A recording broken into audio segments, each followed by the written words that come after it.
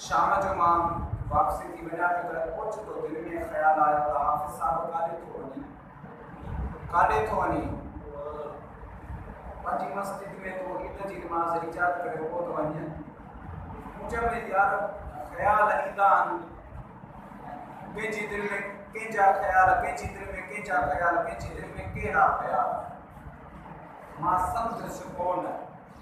जॾहिं मां स्टाफ ते पहुतुसि त अॾे वारे खे चयोसीं दादा गाॾी खपे। उन चयो का बि गाॾी कोन्हे, का हिकिड़ीअ में शक आहे, परियां गाॾी हिकिड़ीअ में शक आहे।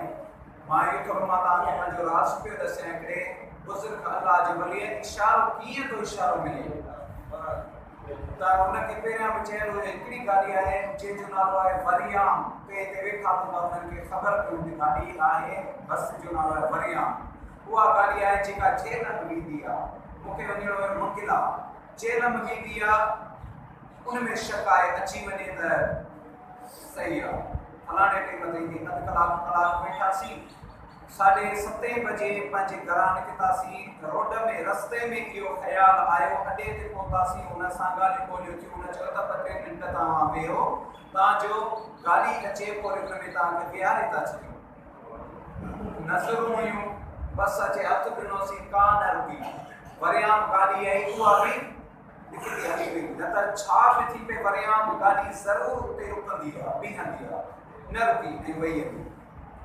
मुझे राज इहो ई आहे। मुस्कुरायां बि पियो, लेकिन जेके पंहिंजा घर वारा पंहिंजा ॿाहिरि आहिनि उहे कोन पिया छॾनि, उहे फौजी आहिनि, उहे पिया सम्झनि त हिनखे सज़ा न मिले। पर उन्हनि खे इहा इश्क जी ख़बर ई कोन त इहो आशिक़ कंहिंजो आहे, फ़क़ीर कंहिंजो आहे। उन्हनि खे इहा ख़बर ई कान हुई।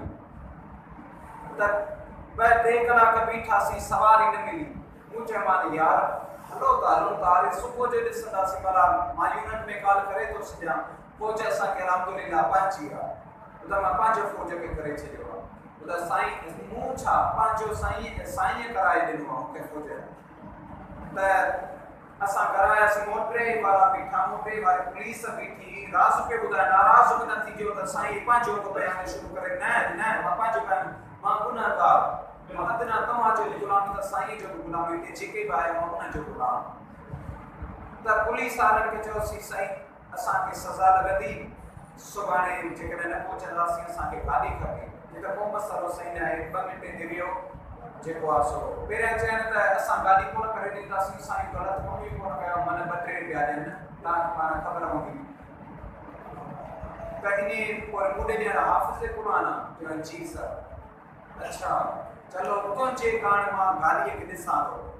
गाॾियूं बीहारी ओ वीदे, सीट त मौजूदु न हुई, पर डिकीअ में बि माण्हू वेठा हुआ।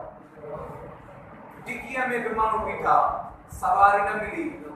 7:30 बजे जो घरां निकितल राति जा 2:30 थियनि था, 2:30 थिया, घर पहुतासीं। पुलिस वारनि जी ड्यूटी ख़तमु थी वई। जे फ़क़ीर हाणे असांजी ड्यूटी ख़तमु थी, हाणे असांखे ॾियो इजाज़त, असां वञूं था। असां चयो त पोइ गाॾीअ खे दफ़ा कर, गाॾी तव्हांखे कोन मिलंदी, ॿुधायो वञी वञी करे। मां ॿाहिरनि खे वठी आयुसि, गाॾी हुई पंहिंजी, ॿाहिरि बि अबो बि हुयो, मुंहिंजो वालिद साहिब बि हुयो। घर आयासीं, मुंहिंजे भाउ चयो सुबुह जो इंशाल्लाह, सुबुह जो चिड़ में चई सुबुह जो इंशाल्लाह मां तोखे गाॾीअ में विहारींदुसि। मूं चयो त हिते तुंहिंजी ज़ुबान आहे, पर फ़क़ीरी बि फ़क़ीरी आहे, फ़क़ीरी बि फ़क़ीरी आहे। ॾिस कंहिंजो थो सॾु थिए, कंहिंजो दिलि में ख़्यालु इशारो आयो आहे। साईं पीर साईं गुल मोहम्मद असां तव्हांजी जान जो आयो आहे, इशारो आयो आहे। इंशाअल्लाह ताला इशारो मूंखे ख़बर पइजी वई, इजाज़त नमाज़ कराइणी आहे, केरु अचे चाहे न अचे, मां अकेलो ई।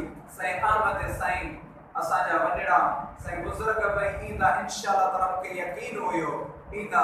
उन खां पोइ जॾहिं सुबुह थियो त अमर बि राज़ खे सम्झी, मुंहिंजो हिकिड़ो भाउ बि राज़ खे सम्झियो त अक्सर राज़ कहिड़ो आहे। पोइ सुबुह थी त भाउ चयो खण सामान, हज़ारा ट्रेन विया, स्टेशन ते वियासीं, हज़ारा ट्रेन। असां को 5 मिंट पहिरियां उतां निकिरी वियो, 5 मिंट पहिरियां असां को निकिरी वई। कंहिंखे ख़बर न त राज़ कहिड़ो हुयो। यूनिट वारनि खे कंहिं ॿुधायो त हिनखे ट्रेन या गाॾी नथी मिले।